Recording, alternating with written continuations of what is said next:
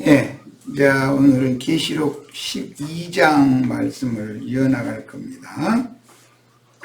지난번 자료 말씀에서 이어서 바로 들어가도록 할 겁니다. 네, 주 예수여, 청결하고 맑은 영과 건전하고 온전한 참마음으로 오늘 증거되는 말씀을 듣고 각자 각자의 영감으로 깨달아서 자신의 믿음으로 화합하여 각자의 구원을 이루는 바탕을 삼는 말씀이 되는 축복의 시간이 되도록 이 시간을 거룩하게 성별하시고 심령과 마음을 안정되게 해주셔서 말씀을 들을 때 각자 은혜로 듣고 믿음으로 화합할 수 있도록 주의 성령이 강력하게 역사해 주시길 주의 이름으로 기도합니다. 아멘. 창세기에서 옛 뱀은 계시록에서는 크고 붉은 용이 되었고, 남편이 전해준 하나님 말씀을 무시하고 뱀의 말을 듣고 선악을 알게 하는 나무 실과를 따먹은 여자는 큰 성 바벨론이라는 큰 음녀가 되었습니다. 계시록에서는. 자, 이것이 이제 창세기에서부터 남자와 여자로 표상을 삼아 말씀하신 영적 실제인 그리스도와 교회의 비밀인데, 주님의 교회만 있는 것이 아니라 마귀가 주님의 교회를 강탈, 포도원을 강제로 뺏는 거죠. 이렇게 해서 교회를 점령을 하는 이야기가 앞에 버가모 교회에 사탄의 보좌, 마귀의 위가 세워진다고 이제 예시가 되어져 나왔고, 그게 짐승의 7머리와 큰 음녀의 비밀로 계시록이 이제 성취가 됩니다. 용과 음녀의 옷이 붉은 빛의 옷이다 라고 했는데, 그 뜻은 사도들과 선지자들과 성도들의 피로 물들인 핏빛의 옷을 입었다는 뜻이요, 세상 임금인 용의 화신은 짐승들이죠. 용의 짝이니 자주 또 입은 이 세상 임금의 짝이 된 세상 교계는 큰딸과 작은딸을 낳은 어미 음녀이다. 두 딸 음녀들의 어미 음녀가 계시록 7장에 계시가 돼서 나오죠. 이것이 세상 교계의 비밀입니다. 그러니까 주님의 교회와 세상 교회라고 하는 것은, 세상 교회는 교회가 아니죠. 세상의 종교 체제이죠. 세상 교계. 이건 참 비밀인 것이죠. 그런데 이제 기독교계는 그리스도와 교회에 관한 비밀이라는 것을 말을 할 때, 주님의 교회와 주님만 있는 것처럼 이런 식으로 일방적으로 가르치기 때문에 이게 문제가 되는 것이죠. 그것은 그렇게 가르치는 자들 자신들이 짐승의 몸인 큰 음녀의 7머리로 상징된 땅의 왕족들이라는 것에 대한 이해가 없기 때문에 이제 그러는 거예요. 그래서 성경에서는 첫 아담은 이제 사람이라는 뜻이요. 그러니까 첫사람과 마지막 아담, 둘째 사람이 극명하게 대조가 되고 있고, 상징적으로 아브람과 아브라함이 극명하게 대조가 되며, 짐승과 그 그리스도가 이제 대조가 돼요.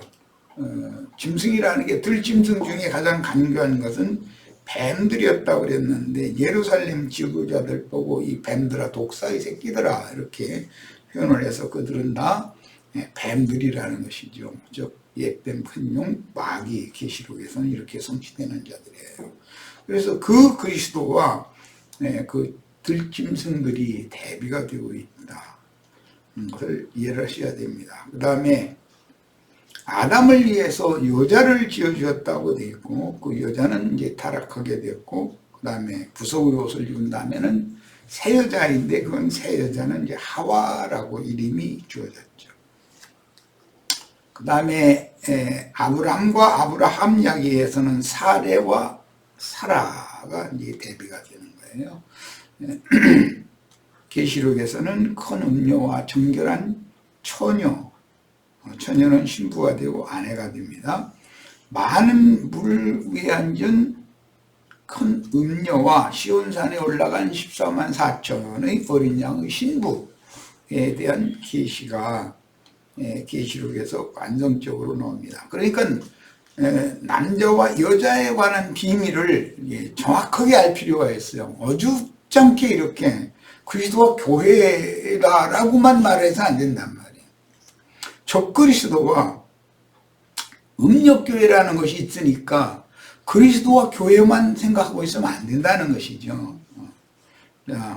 용과 음녀는 짐승들과 짐승들의 짝으로 주님과 주민들을 죽인 큰 성인데 붉은빛 짐승을 타고 많은 물 위에 있으며 그리스도를 상징하는 해는 변하여 어두워지므로 광명의 전사를 가장한 어둠과 사망 권세의 왕이며 적그리스도인, 그 그리스도가 있고 적그리스도가 있어요. 성경에는 정결한 처녀가 있고 음녀가 있어요. 그걸 구분을 잘 하셔야 돼요.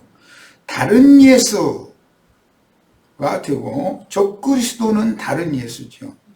교회를 상징하는 다른 죄악과 사망의 물로 물들게 됩니다. 그래서 계시록에서는 큰 음녀가 붉은 빛 옷을 입었다고 되어 있어요. 그런데 그가 세상의 권세를 주장하는 세상 임금의 아내 신분이기 때문에 나는 여왕으로 앉은 자이다.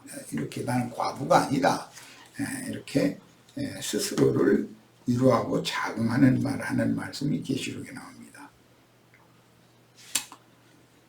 해를 입은 하늘의 한 여자로 이제 이것도 상징이죠. 하늘의 여자와 땅을 기어다니는 뱀새끼들, 기는 것들의 개미, 큰 음녀, 하늘의 여자와 땅의 여자 이게 아주 극명한 대조를 한다. 땅의 왕족들은 음녀의 7머리고 음녀는 많은 물 위에 짐승을 타고 앉았다 그랬는데 그녀의 남편은 땅의 왕족들이다 그랬으니까 그녀가 나는 과부가 아니고 황후다 라고 말할 때는 땅의 임금의 왕비다 그런 말인 거죠. 자, 그 다음에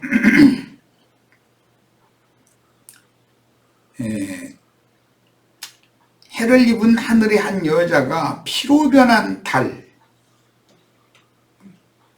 세속교계를 상징한 거예요. 짓밟아서 드디어 주님과 그 후손의 원수들이 주님과 장자들을 낳은 교회의 발등상이 되어서 창세기 1장 26절로 28절의 남자와 여자가 땅을 정복하고 모든 생물을 다스리게 하자라고 계획하신 예언이 계시록에서는 24장로와 4생물로 역사상에 실현이 됩니다. 이런 표적은 교회가 타락하여 세속화되고 세속교계는 주님이 파송한 증인들과 동역자들인 성도들을 죽여서 예수님이 흘린 피의 양을 체험으로 율법 지팡이로 반석을 2번 쳐서 예수를 사형에 해당한다고 정죄한 유대교의 교권이 자칭 유대인들의 교권을 잡은 자들, 오늘날의 세상 교계의 교권주의자들, 이런 자들에 의해서 증인들이 마지막으로 죽임을 당하므로 반석을 2번 치는 이야기가 역사상에 성취가 된다. 먼저 친 것은 모세가 반석을 2번 쳤는데 율법으로 치는 거죠. 유대교의 율법으로 예수를 쳐 죽이는 것이고, 2번째 치는 것은 자칭 유대인의 회 당에서 교권 잡은 자들이 주의 증인들을 죽여서 순교자의 수를 채움으로 완성을 하는 거예요. 이런 것이 성경에 감춰진 비밀입니다. 그 다음에 요엘 선지자를 통해서 예언하신 말씀이 인자 예수와 사도시대에 실현되기 시작해서 유대교는 심판을 받고 교회시대의 전 기간을 거친 후에 지나간 후에 큰 음녀가 심판을 받음으로 계시록에서 완전하게 이루어집니다. 하늘에 해를 입은 이적의 여자가 낳은 아들들과 광야로 도망한 여자의 남은 자손을 다르게 이해해야 하며 많은 물 위에 앉은 큰 음녀와 어린 양의 아내고 신부인 정절을 지키는 처녀, 계시록 14장에서는 하늘의 시온산에 올라간 14만 4천 그들은 정절이 있는 자들이다 이렇게 표현을 했어요. 그러니까 처녀 교회와 음녀 교회에 대한 이상이 발각해야 된다. 두 남자와 두 여자에 대해서 알아야 되고 나중에 후처가 이어지는 것에 대해서 지금부터 이제 설명을 해나가려고 그래요. 그러니까 아브람과 아브라함은 두 여자가 있는 거죠. 사라라는 여자가 있고 그두라라고 하는 여자가 있어요. 아브람의 때에는 하갈과 사레라고 하는 두 여자가 있어요. 항상 이렇게 두 여자가 계시된다라는 거예요. 자, 그 짐승의 때 곧 그 날들이 이르면 반드시 열린 하늘의 장막 성전을 보고 언약궤를 본 자들이 이건 계시 이상이 열린다 이런 말이에요. 계시를 본다라는 말이에요. 언약궤를 본 자들이 되어서 하늘 성전에 계신 주님께로 도망가야만 이 계시록에서는 기온산에서는 14만 4천이 되어야만 그 말이에요. 구원을 얻고 누릴 수가 있으나 하늘 성전이 열리지 않으므로 언약궤를 보지 못하는 가라지와 어린아이 신자들, 육에 있는 신자들은 하나님이 계획하여 지으신 하늘의 참 장막 성전에 계신 하나님의 영광에 이룰 수가 없습니다. 봐야 들어가는 거예요. 거듭나는 것도 먼저는 하나님의 나라를 봐야 되는 거예요. 그래야 그 다음에 들어갈 수가 있는 거예요. 마찬가지에 계시록에서도 보고 들어가는 얘기, 이게 굉장히 중요하게 다뤄지는 거예요. 다니엘의 예언한 바 멸망이 가증한 것이 거룩한 곳에 선 것을 보거든 그때 너희는 뭐 산으로 도망해라 이런 표현이 마태복음 24장 15절에 나왔는데 이거는 예언이고 현대 교계에 짐승의 이름이나 그 이름의 표시를 이마에나 오른손에 잡은 자들이 세상 교계의 강대상 위에 거룩한 곳에 그들이 좌정하고 있는 거예요. 자리 잡고 있는 거예요. 이것이 버가모 교회에 사탄의 보좌가 세워졌다라고 하는 말씀의 실제적인 사실인 것이다. 이것은 계시가 필요한 거예요. 이제 그러면 땅으로 도망가라고 돼 있지 않고 산으로 도망가라고 돼 있어요. 자, 바다로 도망가라는 것도 아니고 바다로 도망가는 것도 아니고 자연이 흘러 떠내려가죠. 산으로 도망을 가야 되는 거예요. 이게 어마어마한 예언이다라는 거죠. 저주받은 예루살렘과 가나안 땅을 상징하는 옛 뱀의 지배하에 들어간 에덴 동산과 저주받은 땅에서 하나님의 제사장 노릇을 하던 카인의 길에 행하는 자들은 뱀들이요 독사의 자식들인 발람들이고 니골라당입니다. 그저 우리 성경 읽기를 하면서 하나님의 종선지자가 유다에서 이스라엘로 여로보암 우상 숭배하는 그걸 막으라고 보냄을 받았는데 가서 잘 전했어요. 근데 하나님의 나라로 하나님의 집으로 돌아오지는 못했어요. 그러고서는 그 길거리에서 죽임당해 버렸어요. 야, 이제 이런 것이 뭘 말하는가? 왜 상수리나무 아래에 그냥 가지 않고 거기 앉았었을까? 그거는 여로보암이 내 집으로 가면은 내가 너에게 예물을 주겠다라고 미혹의 말을 툭 던지니까 그게 그의 마음에 확 이렇게 배겨버린 거예요. 그렇게 돼버린 거죠. 그런 상태였기 때문에 우상숭배하는 여로보암을 꾸짖는 책망의 말씀을, 하나님의 말씀을 전한 사람임에도 불구하고 예물을 주겠다, 내 집에 가면 너를 대우해 주겠다, 이런 말을 할 때 그게 하나님의 말씀은 딱 가려져 버리고 여로보암의 말이 크게 들린 거예요. 그러니까 못 가고 그냥 중간에 이러고서는 머무른 거죠. 그 사람은 당연히 잡혀가게 돼 있는 거다. 다시 하나님께로, 하나님의 집으로 가서 사명을 완수한 걸 보고를 해야지. 아니 북이스라엘 거짓 선지자한테 끌려가가지고 제어한다는 것이, 거기서는 떡도 먹지 말고 물도 마시지 말라고 그랬는데 거짓 선지자의 집에 가서 그가 주는 떡과 물을 마셨으니 그건 뭐가 되겠어요? 이 말은 뭐냐, 발람과 니골라당이 처음부터 있는 게 아니고 얼마든지 하나님의 종들이 음녀 이세벨의 교훈에 미혹당해 가지고 얼마든지 변질될 수 있다. 그래서 계시록 2장 20절에는 음녀 이세벨이 내 종들을 꿰어 행음하게 하고 우상의 제물을 먹게 한다, 이렇게 돼 있는 거예요. 이 사람들이 발람들이요 니골라당들이 되는 거다. 목사가 처음부터 난 저기 마귀 노릇할 거야 그러고 목사 되는 사람은 어디 있습니까? 다른 사람이 다 잘못된 길을 가도 오늘날 교회의 상황을 볼 때 자기가 볼 때 이거 영 아닌 거거든. 그러니까 내가 이제 신학 공부해가지고 내가 목사 되면 나는 정말로 주님 앞에 신실하게 봉사할 거야. 그런데 그렇게 안 된다는 거예요. 신실한 마음을 끝까지 지키고 있으면 사람이 안 모이거든. 진리를 전하면 사람이 모이나? 거짓을 누룩 섞어서 사람의 귀를 긁어주는 말을 잘해야 사람이 모이는 거지. 그렇잖아요. 이건 뻔한 거예요. 그럼 이제 고심고심하고 그러다 보니 그 목회사회가 얼마나 힘들겠어.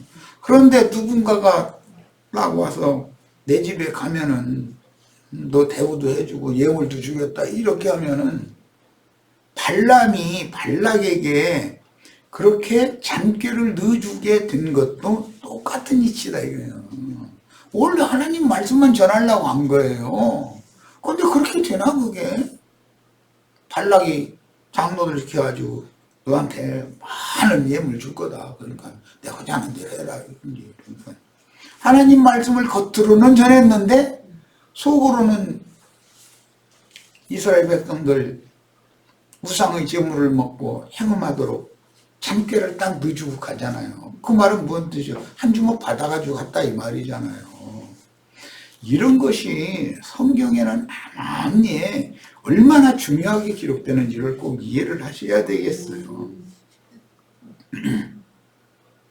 구속받은 성도들의 부모는 에덴의 동편으로 쫓겨났으나 광야를 지나서 하나님의 낙원에 보관된 법궤 속의 그 그리스도, 즉 하나님의 생명이 풍성한 하늘의 예루살렘에 계신 하나님의 영광에 이르러 오는 세상을 유업으로 받는 것이 신앙의 목표이며 완전한 구원입니다. 완전한 구원이라는 것은 새하늘과 새 땅에 새 유업을 상속받는 데까지 가야 구원을 이루는 것이다 라는 말이에요.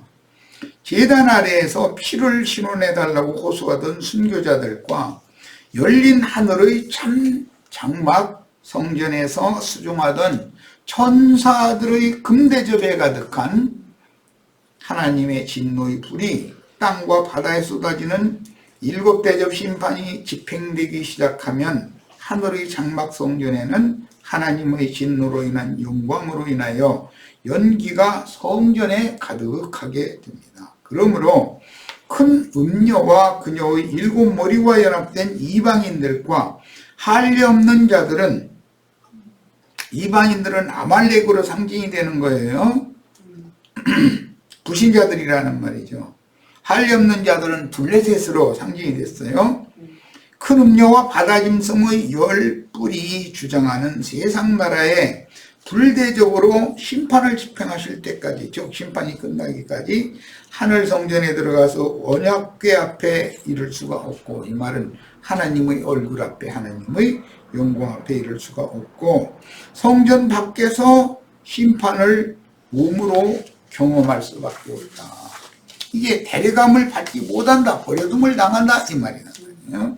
그리고 궁극적으로는 그 1000년이 차이까지는 다시 살아나지 못하는 자들이 될 수 있다. 믿었는데 그런다는 거예요.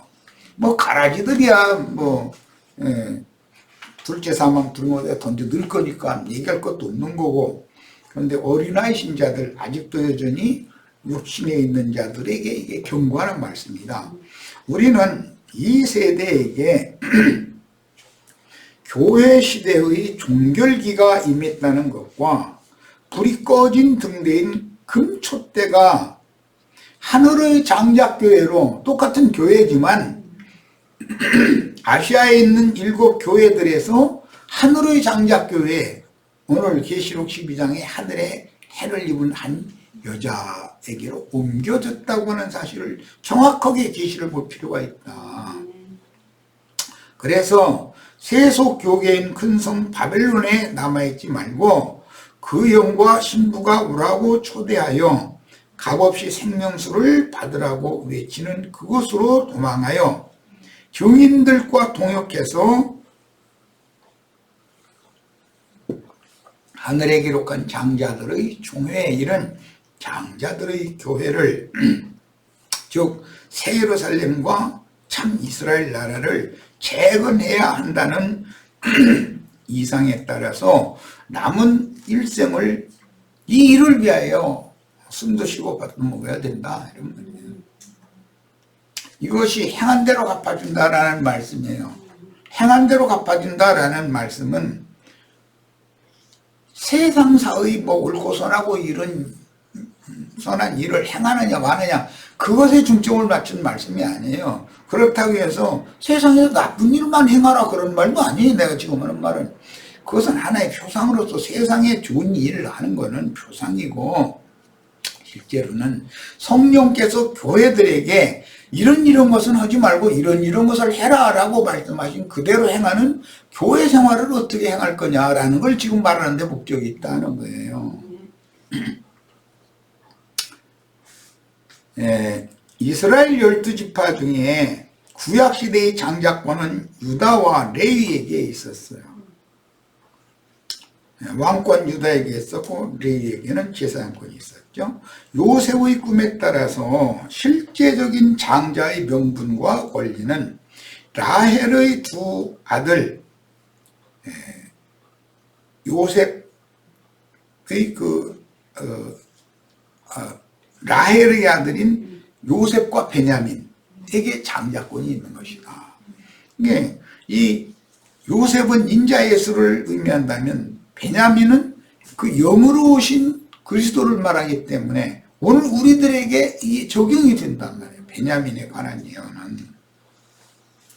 요셉은 11별에게 절을 받았고 11곡식단에게 절을 받았는데, 요셉은 인자 예수를 상징한다면 베냐민은 힘센 천사의 위임을 받은 두 증인에 대한 상징이었고, 구약시대에는 레아와 실바의 시대였다면 신약시대는 라헬과 빌하의 시대이다. 그런데 세상교계 기독교계는 빌하라고 하는 그런 가늠한 여자라고 하는 거에 대해 이해가 없는 거예요. 육적 장자인 르우벤과 가늠했잖아요. 그것이 전혀 이해가 없는 거예요. 우리는 이제 아브라함의 아내 사라, 이삭의 아내 리브가 이스라엘의 아내 라헬로 이어지는 하늘의 해와 달과 12별의 하나님 가정에 속한 권속이요 해를 입은 표적의 여자인 거룩한 성 새 예루살렘에 들어갈 권세를 얻은 이기는 자들로서 아버지와 어머니의 영광인 12 면류관들이 되는 이상을 봐야 합니다. 해를 입은 여자가 그 머리에 12별의 면류관을 쓰고 있다고 그랬어요. 세상에서도 어머니가 되면 자식들이 장성해서 세상적으로 성공을 하면 그 어머니에게는 영광이잖아요. 어머니의 영광은 아버지의 영광이죠. 당연히 그건 뭐 말할 것도 없어요. 요셉은 애굽에서 총리로 다스렸으며 애굽의 태양신의 사제인 고디베라의 딸 아스낫을 아내로 맞아서 에브라임과 므낫세를 얻었고 그들은 요셉의 부친 이스라엘에 의하여 아버지 이스라엘의 것으로 입적이 되었습니다. 구약시대에는 차자인 에브라임이 장자권을 얻고 장자인 므낫세가 장자의 명분을 빼앗겼으나 이방인의 때인 교회 시대가 끝나고 오는 새 시대인 계시록 7장의 12지파 계수에서는 에브라임이 빠지고 므낫세가 회복이 됐죠. 그리고 레위가 빠진 대신 그 자리에 요셉이 들어가요. 자, 이렇게 교회 시대가 끝나고 새하늘과 새 땅에 주와 그 그리스도의 왕국이 실현되는 새 시대가 올 것임을 성경은 예시하고 있다. 이것이 아브라함의 후처인 그드라로 상징이 됐다. 계시록 7장의 이스라엘 12지파에 대한 기록은 교회 시대가 끝난 후에 주님과 사도들의 예언이 응하는 장차 오는 새 시대를 예시하는데 주님과 작은 자들 곧 지천사들이 함께 보좌들에 앉아서 오른편 양으로 분별한 자들은 새 땅의 백성들이며 그들은 인마진 12지파에게 속한 새 시대의 백성들이 된 것입니다. 그러니까 이것은 그드라의 아들들로 상징이 됐다 이 말이에요. 계시록 12장에서 해를 입은 여자의 남은 자손들인 광야로 도망한 여자의 자녀들이 새 시대의 주역이 되어 인맞은 하나님의 종들인 이스라엘 12지파의 14만 4천을 다시 채워서 영세의 아내인 예루살렘에 들어가면 성경의 인류 역사는 종결되고 해를 입은 여자가 사내 아이를 낳으니까 용이 이제 잡아 먹어버린 거죠. 그리고 나서는 그 사내 아이를 낳은 여자를 핍박하니까 여자가 광야 자기 옷으로 도망을 갔다고 그랬어요. 자, 그곳을 하나님이 저희 주께서 준비해뒀고 그곳에서 뱀의 낯을 피하여 1260일 동안을 또 양육을 받는 거예요. 두 증인이 1260일 동안 예언한 것과는 다른 1260일이죠. 후반기 1260일이에요. 자, 이런 성경의 흐름에 대해서 이해가 있기를 바랍니다. 자, 하늘 성전인 거룩한 성 예루살렘으로 들어갈 권세를 가진 하나님의 아들인 12 면류관을 낳은 존귀한 여자와 사라에게 쫓겨나서 광야로 도망한 첩 신분인 여자 하갈이죠. 좋은 신분이에요. 이거는 그녀가 낳은 12방백과 많은 물 위에 앉은 큰 음녀와 7무리에 대한 이상이 정확해야 한다. 7교회에 주님이 보낸 사자도 있지만 큰 음녀의 7머리도 있다 이거예요. 그러니까 여자가 그리스도와 교회 한 남자와 한 여자를 계시하는 것이 그렇게 간단한 문제가 아니다는 거예요. 그러니까 이게 하나님의 비밀은 그리스도이고 그리스도 안에 감추인 큰 비밀은 그리스도의 배필된 여자에 대한 비밀이다. 교회가 이 비밀이다 그런 거예요. 애굽에서 나온 이들은 이스라엘과 중간 잡족들이 섞였으며 그들 중의 다수는 광야에서 죽은 모세와 아론의 신앙지도를 받았으나 아브라함과 맺으신 언약을 이루지 못하고 광야에서 죽었으므로 약속의 기업에 이르지 못하고 가나안 땅 예루살렘 성전에 계신 언약궤의 영광을 볼 수는 없었습니다. 광야에서 죽으면 가나안 땅 성전의 지성소에 있는 언약궤 앞에 들어갈 수는 없는 거죠. 이런 것이 얼마나 성경에는 중요하게 다뤄지는지를 볼 필요가 있습니다.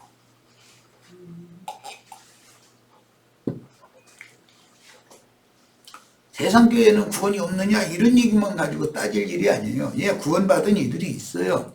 하나님의 백성들이 가라지들과 거기에 섞여 있어요. 그러나 그곳에서 끝까지 남아있으면 안 된다. 그곳에서 일정을 마무리하면 안 된다 이 말이에요. 거기에서도 또 빼내심을 받아서 하늘에 기록한 장자들이 교회로 나와서 거기에서 남은 인생을 양육을 받다가 하나님께 데려감을 받아야 되는 거다. 이게 얼마나 중요한 이상인지를 꼭 깨달을 필요가 있어요. 시내산에서 받은 말씀으로 육체의 연습만 반복하던 자들, 그들이 다 육신에 있는 자들이고 땅의 일을 하늘 일과 겸하여 추구하는 자들이잖아요. 천국과 세상을 겸하여 섬겨, 그 우상 숭배하는 거예요. 영적으로. 의의 말씀을 경험함으로 믿음으로 화합하여 신앙생활에 결부시키지 못하고 하나님의 계명들을 육체의 율법 행위로, 즉 율법 종교의식을 행하는 신앙생활을 말하는 거예요. 세상에서 선을 행하느냐 악을 행하느냐 이것은 표상이에요. 교회 생활을 어떻게 행했느냐에 따라서 하나님이 각 믿는 이들에게는 행한 대로 갚아준다 이 말이에요. 어떠한 교회 생활을 했느냐라는 것은 누구로부터 계시받은 어떠한 이상에 따라서 어떠한 교회 생활을 실행을 했느냐의 문제이다 이 말이에요. 이것은 상을 받는 자와 벌을 받는 자의 문제예요. 우리 유형제님이 이제 집회 중에 이제 잠깐 놓친 것이 좀 있어서 조금 언급을 하려고 해요. 구약 성경에는 사라의 장지를 살 때는 고대 통용되는 은화로 샀다고 400세기로 샀다고 되어 있어요. 그런데 장자권을 요셉에게 주기 위하여 야곱이 금화 베크시타로 산, 거긴 밭이 아니라 산지예요. 그 어느 곳에 장사가 될 거냐라는 것은 사후세계에 어디로 들어갈 거냐라는 걸 예시하는 것이기 때문에 이건 너무너무 중요한 계시인 거예요. 이제 물론 이제 유영재님이 이제 잘 또 다음 집회 때는 잘 가르칠 거라고 믿고 있어요. 하나님의 영광에 이르려고 육체의 행위를 통해서, 즉 율법 종교의식을 통해서 예배당 성당에 열심스럽게 나가서 그런 종교 생활을 함으로 하나님의 영광이 이룰 거라고 생각하는 것이 그게 속는 거다 이거예요. 그들은 여러분 우리 예배당에 내가 가르치는 내 종으로 이렇게 와서 충성하고 봉사하고 내가 하라는 대로 다 하고 이렇게 하면 죽은 다음에 뿅 하고 천당으로 가거나 죽지도 않고 휴거되거나 하고 이렇게 가르치거든. 그건 완전히 거짓말이에요. 그런 일은 절대로 없어요. 그들은 그들의 행위대로 하나님이 갚아주실 거예요. 하지 말라는 이런 것에 대해서 하나님이 그 행위대로 갚을 거 아니겠어요?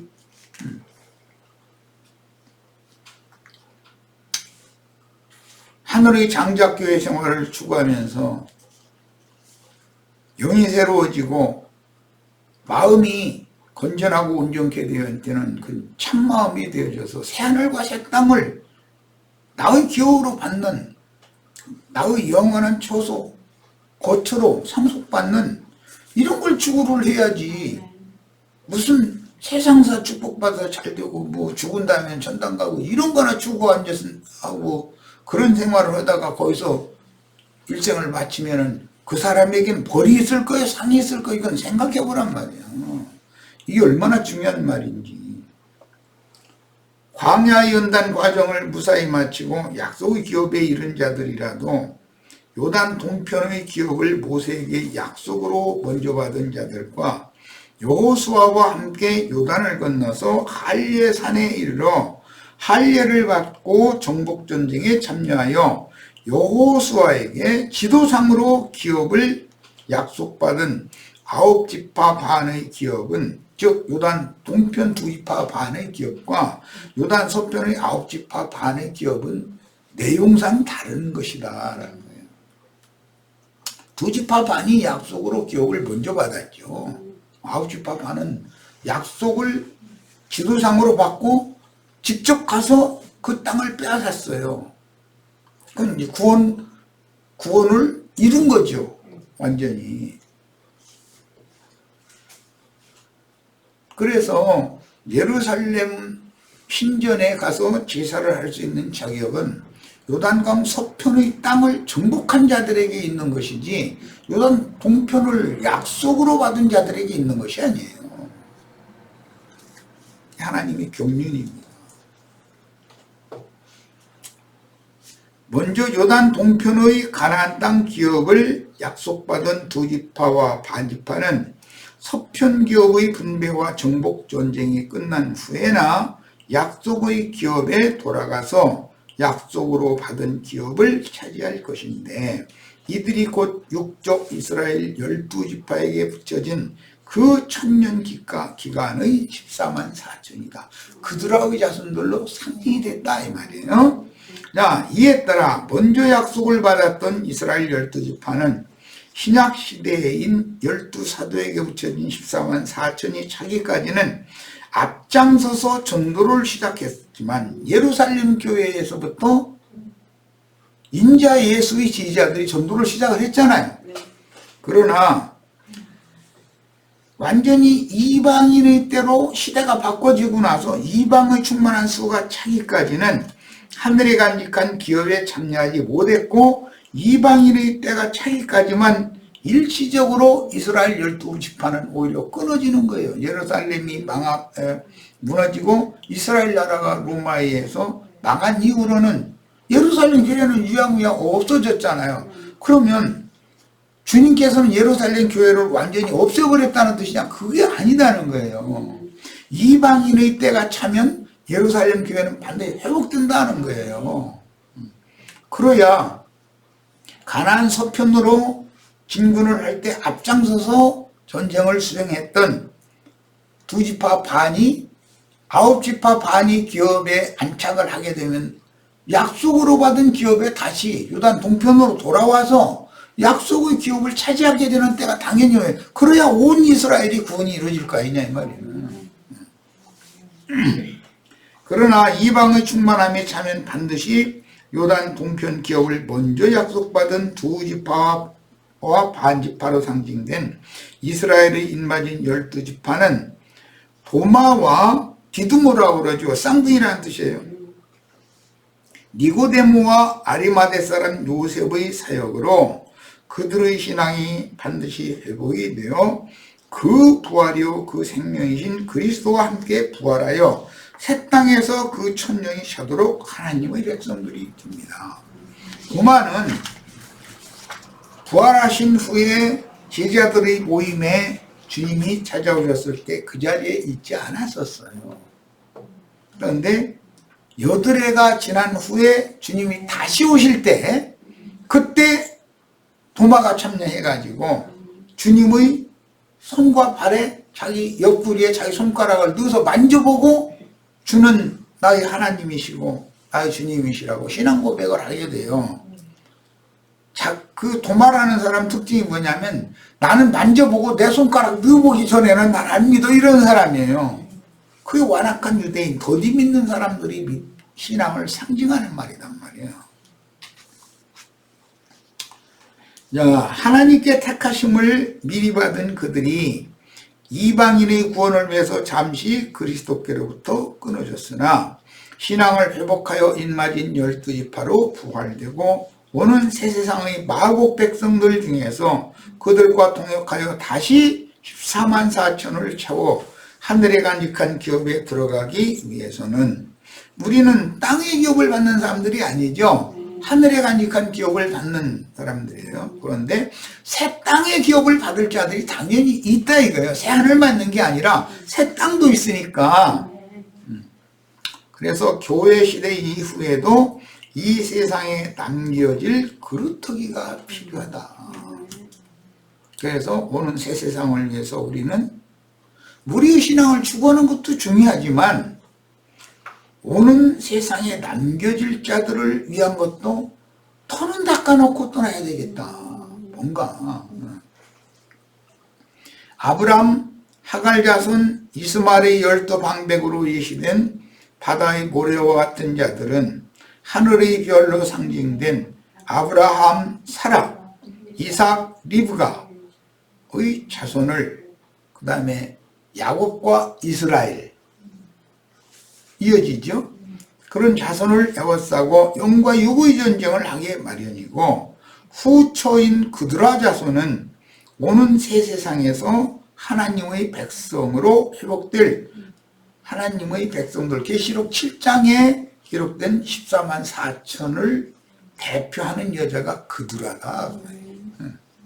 그러므로 개인적으로도 육체의 소욕과 성령의 소욕은 서로 족대 관계이니 영에 있는 새 사람과 육신에 있는 옛 사람은 서로 화합할 수가 없듯이 에돔은 블레셋과 가깝게 지내지 참 이스라엘과 연합할 수가 없는 것은 에서는 블레셋과 가깝게 지내지 절대로 이스라엘과 가깝게는 지낼 수가 없어요. 이것은 천일과 진흙이 섞일 수가 없는 이치와 똑같다. 영과 육이라는 건 절대로 적당하게 어떻게 융화될 수가 없는 거예요. 이것은 육은 육이고 영은 영이에요. 육으로 난 것은 다 무익한 거예요. 위로부터 영이 거듭나야 돼요. 그리고 그 영에 의해서 혼생명이 온전한 구원을 이루어야 되는 얘기란 말이에요. 이것은 영과 육이라는 것은 극과 극이지 하나 될 수가 없는 이치다.